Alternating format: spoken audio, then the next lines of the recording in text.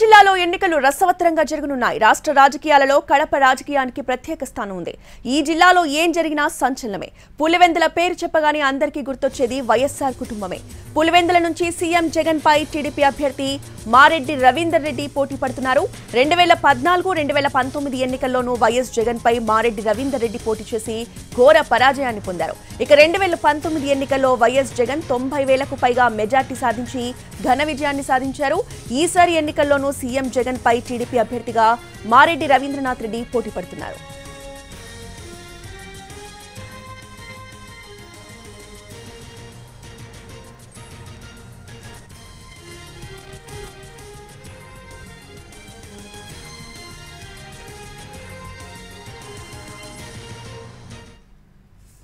కడప జిల్లాలో ఎన్నికలు రసవత్తరంగా జరగనున్నాయి. రాష్ట్ర రాజకీయాలలో కడప రాజకీయానికి ప్రత్యేక స్థానం ఉంది.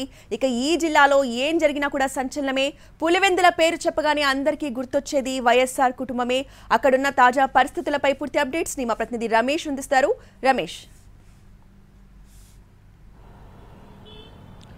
రోజా, కడప రాజకీయాలు రాష్ట్ర వ్యాప్తంగా సంచలనంగా మారుతూ వస్తాయి. ఎందుకంటే పులివెందుల నియోజకవర్గంలో జరుగుతున్నటువంటి ప్రతి సంఘటనను క్షుణ్ణంగా పరిశీలిస్తూ ఉంటాయి రాష్ట్ర ప్రజలు. అయితే ఇప్పుడు మనం చూసినట్లయితే తాజా ఎన్నికలలో ముఖ్యమంత్రి వైఎస్ జగన్మోహన్ రెడ్డి పైన మారెడ్డి రవీందర్ రెడ్డి పోటీ చేయబోతున్నారు. అయితే గత 3 సంవత్సరాలుగా వీరిద్దరి మధ్య కూడా పోటీ కొనసాగుతూ వస్తుంది.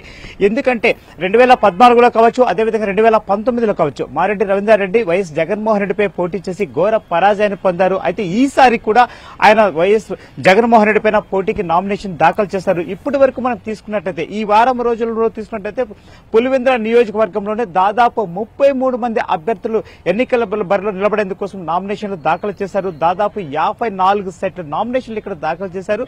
అయితే ప్రధానంగా ఇక్కడ టీడీపీ వైసీపీ మధ్యనే పోటీ అనేటువంటిది కొనసాగుతూ వస్తుంది. 2009లో రాజకీయాల్లోకి అడుగుపెట్టినటువంటి ముఖ్యమంత్రి వైఎస్ జగన్మోహన్ రెడ్డి మొదటిసారిగా 2011లో కాంగ్రెస్ పార్టీని వదిలిపెట్టి సొంత పార్టీని మొదలుపెట్టాడు. అప్పటి నుంచి ఇప్పటి వరకు కూడా రాష్ట్ర రాజకీయాలను ఒంటి చేతితో శాసిస్తూ వస్తున్నాడు.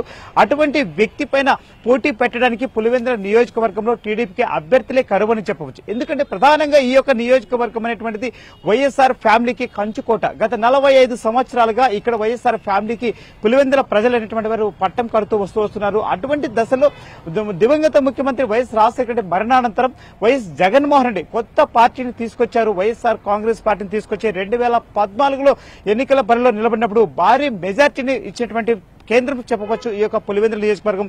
సో అదే విధంగా ఈసారి ముఖ్యమంత్రి వైఎస్ జగన్మోహన్ రెడ్డి హ్యాట్రిక్ కొట్టబోతున్నారు. అంటే ప్రధానంగా మనం తీసుకున్నట్లయితే ఎమ్మెల్యేగా ఆయన ఇక్కడ హ్యాట్రిక్ కొట్టడం కోసం సిద్దమవుతూ ఉన్నారు. అదేవిధంగా 2011లో ఎంపీగా కడప నుంచి కూడా పోటీ చేసినప్పుడు దాదాపు 5 లక్షల పైచిలకు ఓట్ల మెజార్టీని సాధించినటువంటి ఘనత కూడా ఆయనకు చెందుతూ వస్తుంది.